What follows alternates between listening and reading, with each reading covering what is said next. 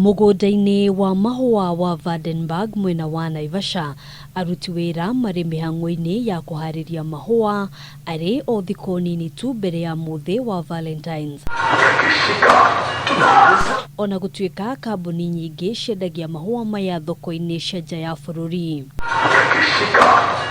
Arugamiriri munene wa kambuni ino George Onyango augite ihinda-ini ria mwaka umwe muhituku gukoretwo na nditi nene ya kumagaria mahua maya thoko-ini cia nja ya bururi kuona thogora wa ndege cia gukua mirigo ni wongereirwo. Most of the cargo aeroplanes have gone to the countries whereby they are getting better freight because currently passengers are not so many. So I think the government needs to find a way of assisting the growers. It's $2.50 for a kg for charter, and now we pay close to $6.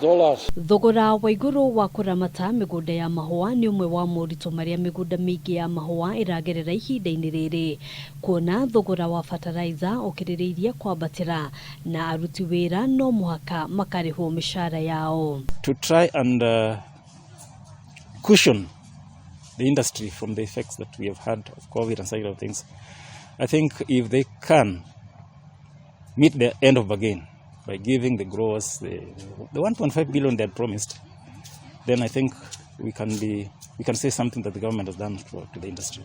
But as at now, we have not had anything that we have got from the industry. Much because we put a lot more high value stuff in containers, so it doesn't make such a big difference. But fertilizers are about 2.5 times the price of like a year ago. Arugamiriri a migunda ino oho makenegena kuumana na marihi ma igoti maria marihagira kuri thirikari cia kaunti na thirikari nene. This thing is coming, but nothing is really pushed through yet. They constantly try to give us new taxes, and then people take them to court, so it's being put on hold. Mathina maya mothe macungiriirie migunda mingi kunyihia namba ya mahua maria magethaga na gutwara thoko-ini o muthenya. Kuringana na kanju ya wendia wa mahua, thuguri ya mahua ni cokete thi kuma tani 173 mwaka wa 2020 nginyagia tani 160 mwaka muhituku.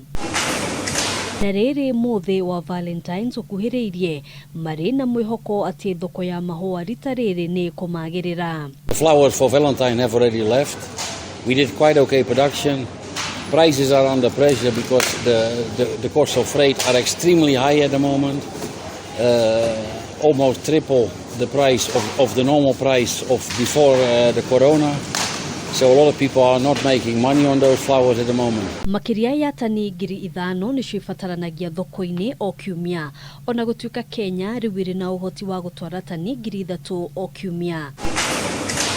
Handũ-ini ha Kameme TV yetagwo Ngena wa Wandũra.